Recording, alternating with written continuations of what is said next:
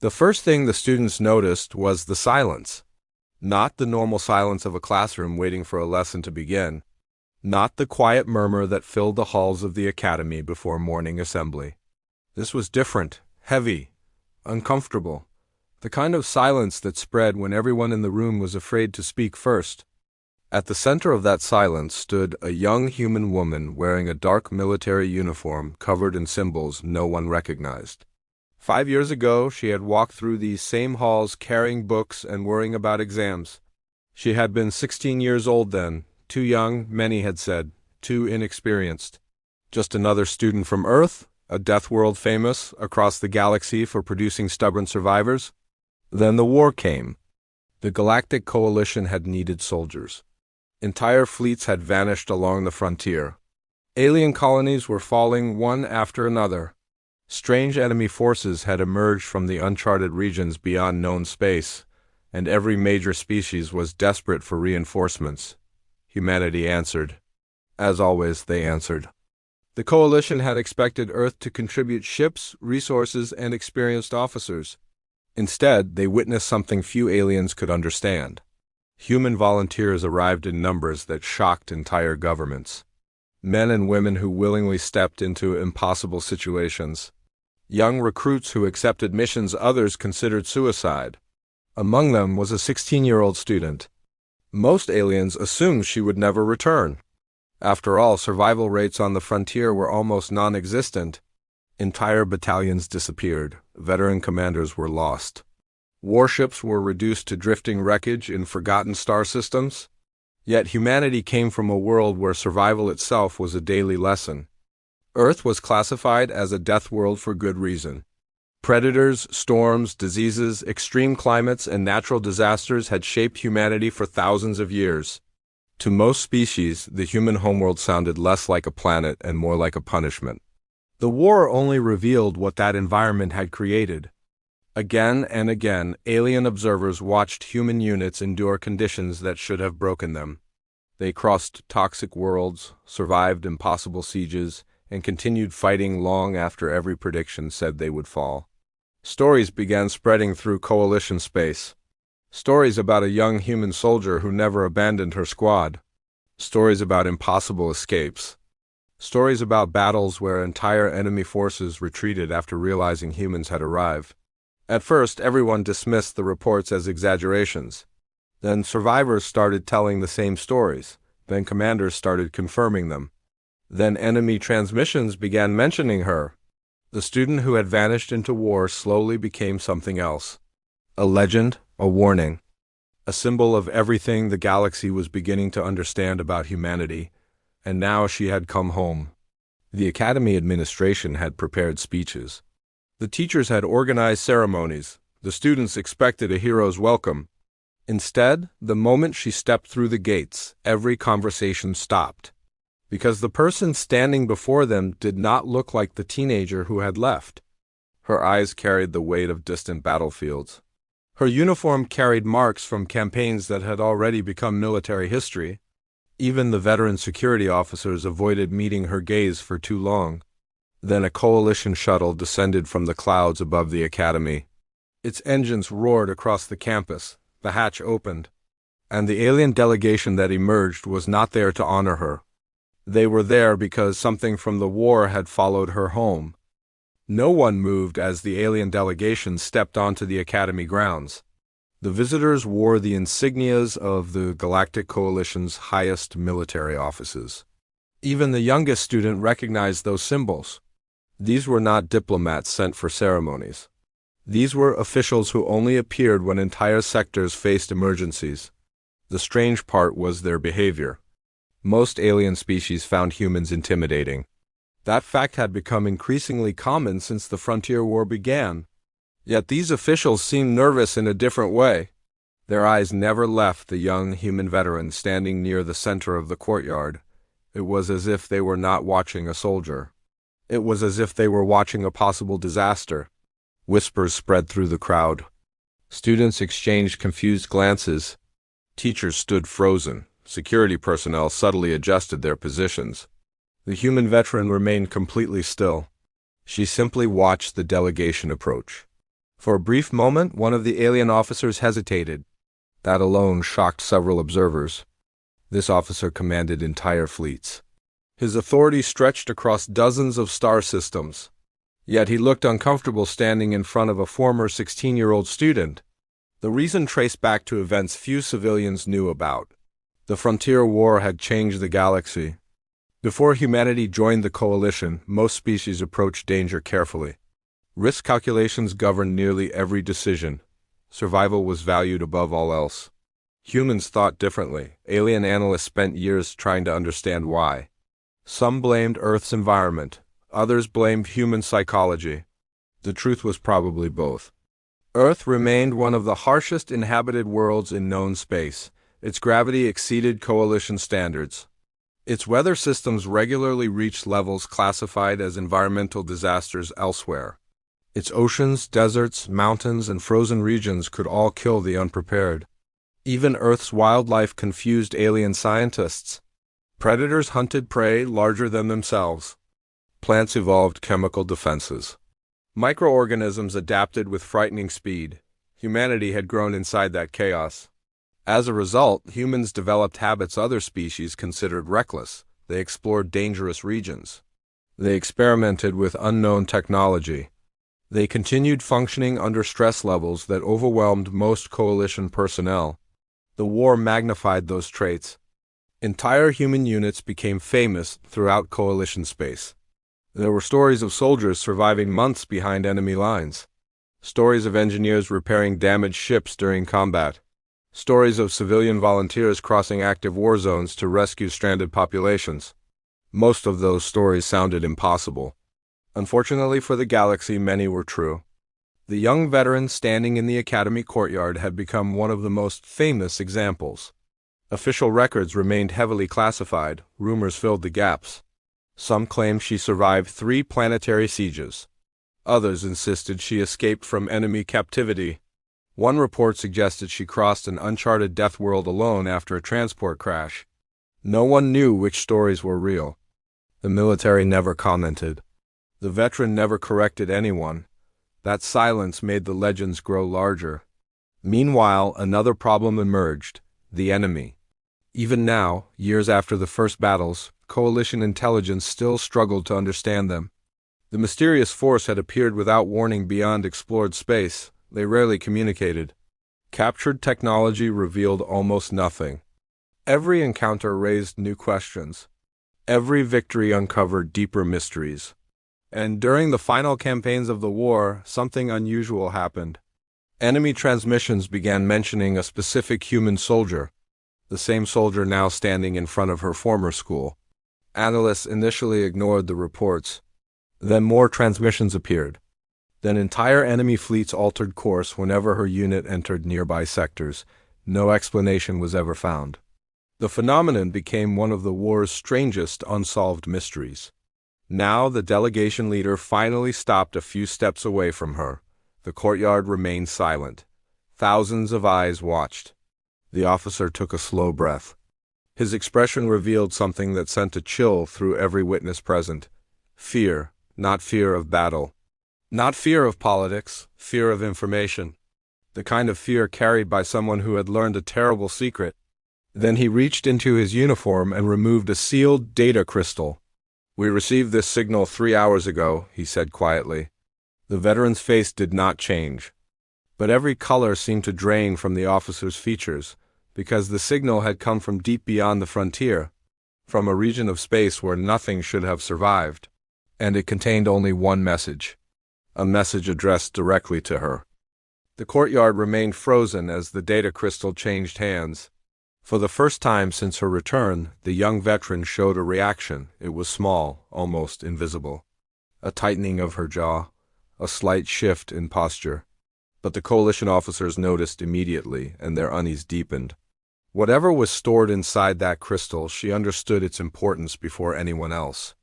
The students watching from the edges of the courtyard exchanged nervous whispers. To them, she was becoming less familiar with every passing minute. The girl who had once studied beside them felt increasingly distant. Not because she had become cruel, not because she had become cold, But because she carried knowledge that belonged to battlefields, frontier worlds, and places far beyond anything they could imagine, one of the younger students finally spoke. "What happened out there?" The question escaped before anyone could stop it. Silence followed. Surprisingly, the veteran looked toward the student. For several seconds, she said nothing. Then she answered. Things the galaxy wasn't prepared for. The simple response somehow made everyone more uncomfortable, because it sounded less like a warning and more like a fact. Far above them, transport ships continued arriving in orbit. Military traffic had increased dramatically over the last few hours. Most civilians did not notice. The coalition officers certainly did. The signal from beyond the frontier had triggered emergency protocols across multiple sectors. Entire intelligence divisions were suddenly active. Long-range sensors were being redirected. Exploration fleets were receiving new orders. Something was changing. Nobody knew exactly what. Meanwhile, hundreds of light-years away, deep within coalition territory, analysts continued reviewing old battlefield records, many focused on a single question. Why had the enemy become obsessed with one human soldier? The answer remained frustratingly unclear. Recovered transmissions mentioned her repeatedly, sometimes as a threat, sometimes as a warning, sometimes as something stranger. Several translated messages appeared to describe her as a survivor of impossible conditions. That description confused alien researchers. Every human soldier survived impossible conditions by coalition standards. Humanity came from a Deathworld. Their entire species possessed resilience that often seemed absurd to outsiders. One famous report documented human troops functioning after environmental systems failed on an Arctic colony. Another described civilians surviving months on a volcanic moon after evacuation efforts collapsed. To humans, adaptation was normal. To many alien species, it bordered on madness. The misunderstanding created endless problems. During the war, coalition commanders frequently underestimated what humans could endure. Again and again, they assumed a situation was hopeless. Again and again, humans found a way forward. The veteran standing in the academy courtyard had become the most extreme example. Official records revealed that her unit operated in regions considered permanently uninhabitable. They crossed worlds where temperatures fluctuated by hundreds of degrees within a single day. They survived toxic atmospheres, violent storms, and unstable ecosystems. Yet every mission report ended the same way. Objective completed. Personnel recovered. Mission successful. Those records transformed her into a legend. The problem was that legends often hide uncomfortable truths. The coalition officers understood that better than anyone, legends rarely explained the cost. They rarely explained what survivors witnessed or what followed them home afterward. Back at the academy, the veteran inserted the crystal into a portable reader. Lines of encrypted data appeared above the device. Most observers could not understand the symbols. The delegation leader could. His expression immediately darkened. Another officer looked away entirely. Several students noticed. Fear spread through the crowd, not because they understood the message, because trained military personnel clearly did. The veteran read the transmission from beginning to end, then she read it again. The courtyard waited. Nobody dared interrupt. Finally, she closed the display. Her gaze drifted upward toward the sky, toward the stars, toward the distant frontier where the war had supposedly ended. When she finally spoke, her voice was calm, far too calm. They found it. The coalition officers visibly tensed. A teacher nearby frowned in confusion. Found what? Someone asked. The veteran did not answer immediately. Instead, she continued staring at the clouds overhead, as if remembering something she wished she could forget. Then warning sirens suddenly activated across the entire academy. And somewhere beyond Earth's orbit, long-range sensors detected a fleet emerging from deep space. A fleet carrying identification codes that should not have existed anymore. The academy's emergency alarms echoed across the campus. Students looked toward the sky. Teachers rushed to secure buildings. Security personnel activated protocols that had not been used in years. Above Earth, orbital defense stations awakened one after another. Across the planet, military communication networks lit up with urgent traffic. Something was coming. The coalition officers already knew that. The fear on their faces made it impossible to hide. The veteran stood motionless while alerts continued pouring into military channels. She watched the sky as though she could already see beyond it. One of the officers stepped closer. "You were right," he said quietly. She nodded once.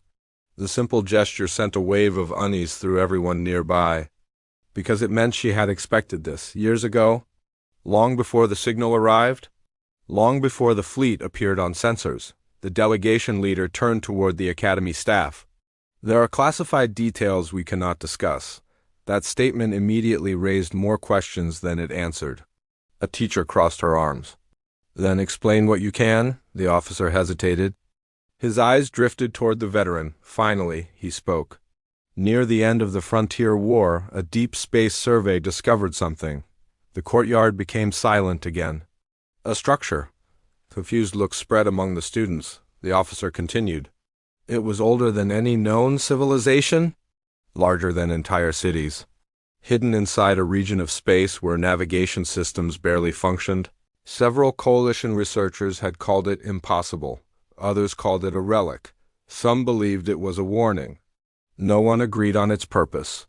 The only certainty was that every attempt to study it ended badly. Exploration teams vanished. Equipment failed. Long-range probes stopped transmitting. Eventually, the military sealed the region and classified all information. The public never learned it existed. "But somebody found it again," the veteran said. The officer nodded grimly. "And now something is moving." A chill passed through the crowd. Meanwhile, high above Earth, defense analysts watched sensor screens fill with new contacts. The incoming fleet did not match any known coalition registry. Its identification codes belonged to ships destroyed years earlier. Ships lost during the final stages of the war. Ships that should not have existed. The reports spread quickly through military headquarters. Confusion became concern. Concern became alarm. Throughout coalition space, alien governments reacted much the same way they always had when facing uncertainty. They calculated risks. They discussed evacuation routes. They debated defensive strategies. Humans reacted differently. Across Earth, volunteers began reporting for duty. Reserve crews activated. Retired officers returned to service. Civilian organizations prepared emergency support networks before anyone officially requested them. To alien observers, the response seemed almost automatic. There was fear, certainly. Humans felt fear like everyone else. The difference was what they did next. They moved, they prepared, they adapted. That pattern had repeated throughout history, every disaster, every crisis. Every war. The galaxy often misunderstood human toughness. Many species believed courage meant the absence of fear.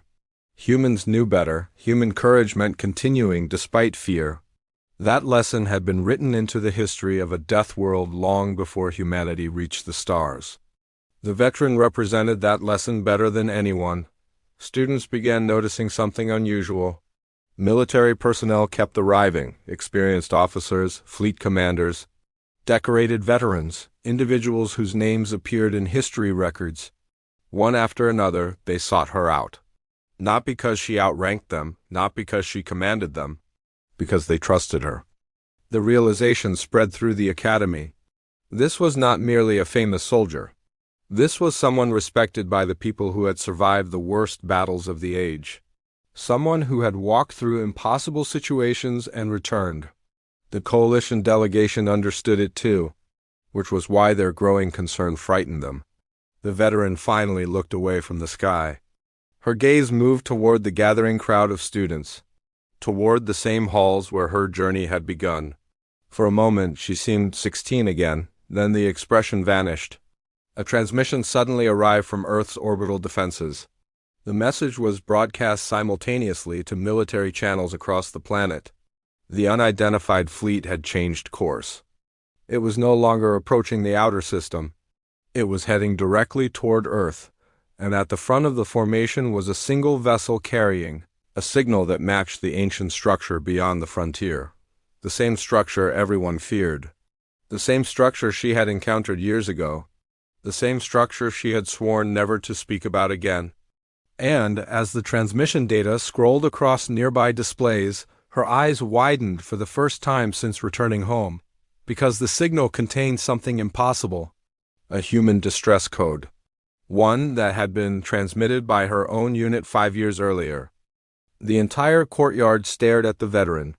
No one understood how a distress code from 5 years ago could suddenly appear aboard a fleet emerging from deep space.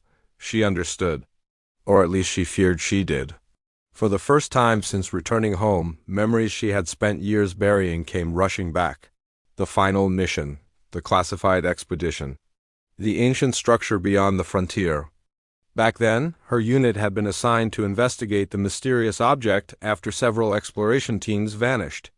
The mission was supposed to be routine reconnaissance. It became anything but. Inside the structure, they discovered evidence that an ancient civilization had once existed there, not a conqueror, not an empire, a guardian. The structure had been built to contain something powerful enough to threaten entire star systems. When her unit arrived, the containment systems were failing. They never learned why. What they did learn was far more important. The structure itself was not a weapon, it was a prison. And something inside had been trying to escape for thousands of years. The mission ended in chaos. Most records remained classified, but one fact had never been made public. Her unit succeeded. They restored the failing systems long enough to prevent disaster. The price was enormous. Ships were lost. Communication networks collapsed. Many believed the unit had perished. The distress code transmitted during that operation became one of the final signals ever received from the site. Until now, as orbital sensors tracked the approaching fleet, military analysts finally completed their translation of the incoming transmission.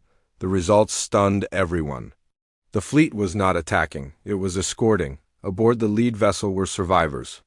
Not enemy forces. Not invaders, survivors. The ancient structure had remained active for years after the mission. During that time, scattered research teams and missing explorers had found refuge there while waiting for rescue opportunities that never came.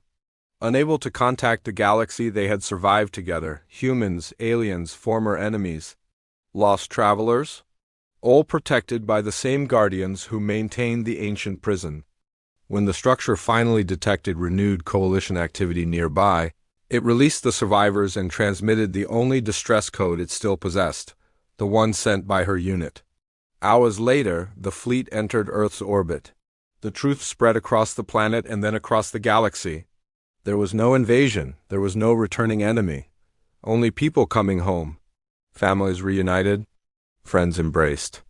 Names long listed among the missing were restored to history.